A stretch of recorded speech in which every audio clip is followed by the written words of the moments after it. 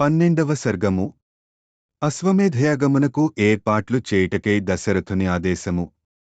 తతః కాలే బహుతిథే కస్మింశ్చిత్ సుమనోహరే వసంతే సమనుప్రాస్తే రాజ్ఞో యష్టులా మనోభవత్. ఋష్యశృంగుడు అయోధ్యకు వచ్చిన పిమ్మట చాలా కాలమునకు మనోహరమైన ఒకానొక వసంత ఋతు ప్రారంభమున చైత్ర శుద్ధ పూర్ణిమనాడు దశరథ మహారాజు అశ్వమేధయాగమును ప్రారంభించుటకై సంకల్పించెను. తతః ప్రసాద్య శిరసా తం విప్రం దేవవర్ణినం యజ్ఞాయ వర్యమాస సంతానార్థం కులస్య వై. పిమ్మట దశరథ మహారాజు దివ్యతేజస్శాలి అయిన ఋష్య శృంగ మహామునికి శిరసా ప్రణమిల్లి ఆయన అనుగ్రహమును పొందెను. పుత్రసంతాన ప్రాప్తి ద్వారా వంశాభివృద్ధి కొరకై చేయబడు యజ్ఞమునకు ప్రధాన ఋత్విజునిగా ఉండుటకై ఆయనను అభ్యర్థించెను. తథేతి చ స రాజానం ఉవాచ చ సుసత్కృతః సంభారాః సంభ్రియంతాం తే తురగశ్చ విముచ్యతాం. ఋత్విజునిగా అభ్యర్థింపబడిన ఋష్యశృంగుడు అందులకు సమ్మతించి యజ్ఞద్రవ్యములను సిద్ధము చేయింపుడు, యాగాశ్వమును విడిచిపెట్టుడు అని రాజుతో పలికెను. తతో రాజా బ్రవిద్వాక్యం సుమంత్రం మంత్రిసత్తమం సుమంత్రావాహయ క్షిప్రం ఋత్విజో బ్రహ్మవాదనః సుయజ్ఞం వామదేవం చ జాబాలిం అథ కాశ్యపం పురోహితం వసిష్ఠం చ ఏ చాన్యే ద్విజసత్తమాః. అంతట దశరథుడు మంత్రిముఖ్యుడైన సుమంత్రుని ఇట్లు ఆదేశించెను.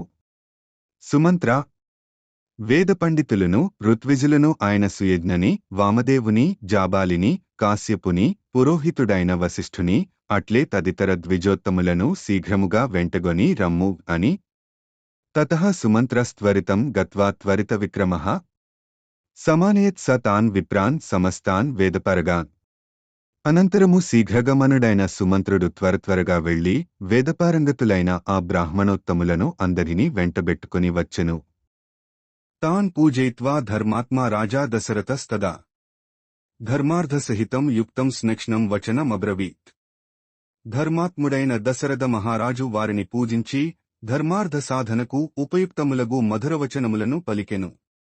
మమ లాలప్యమానస్య పుత్రార్థం నాస్తి వై సుఖం తదర్థం హయమేధేన యక్ష్యామీతి మతిర్మమ తదహం యష్టుమిచ్ఛామి శాస్త్రదృష్టేన కర్మణ ఋషిపుత్ర ప్రభావేన కామాన్ ప్రాప్స్యామి చాప్యహం.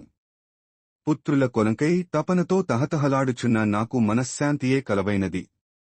అందులకై అశ్వమేధ యాగమును చేయుటకు సంకల్పించితిని.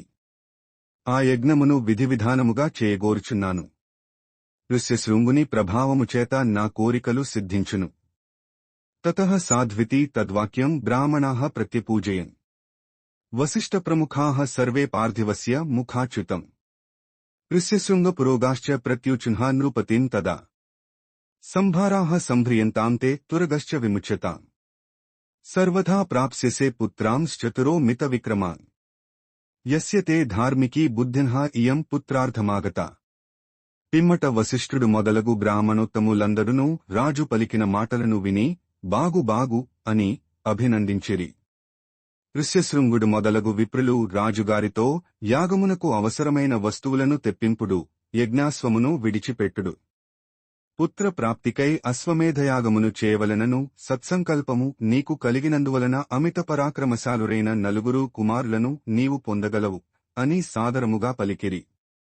తతః ప్రీతో భవద్రాజా శ్రుత్వా తద్విజ్భాషితం అమాత్యాంశ్చాబ్రవీద్రాజా హర్షేణేదం శుభాక్షరం గురూణాం వచనాత్ శీఘ్రం సంభారాః సంభ్రియంతు మే సమర్థాధిష్ఠితశ్చాశ్వసోపాధ్యాయో విముచ్యతాం.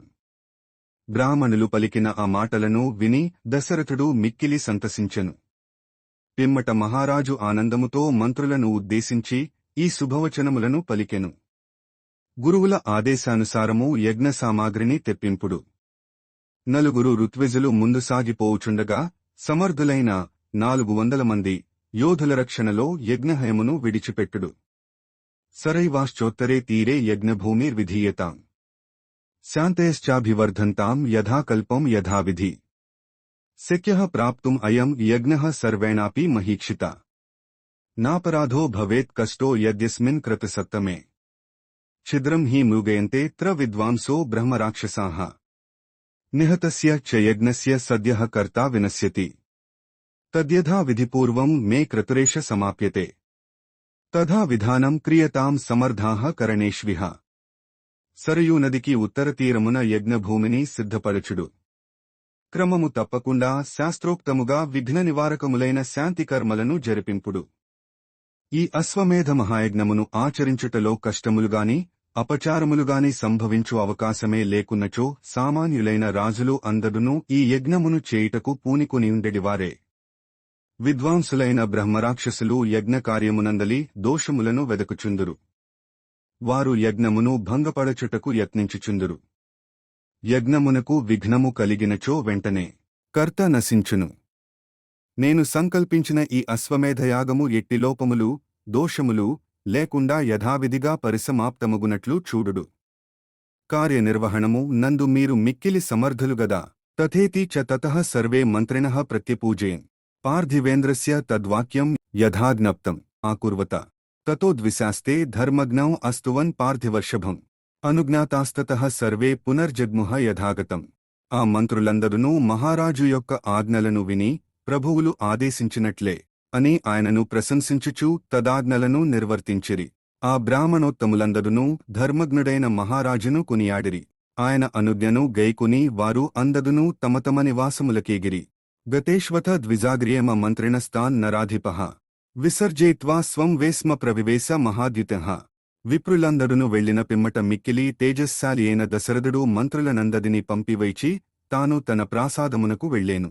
ఇత్యార్షే శ్రీమద్రామాయణే వాల్మీకియే ఆదికావ్యే బాలకాండే 12 సర్గః. వాల్మీకి మహర్షి విరిచితమై ఆదికావ్యమైన శ్రీమద్రామాయణమునందలి బాలకాండమునందు 12వ సర్గము సమాప్తము.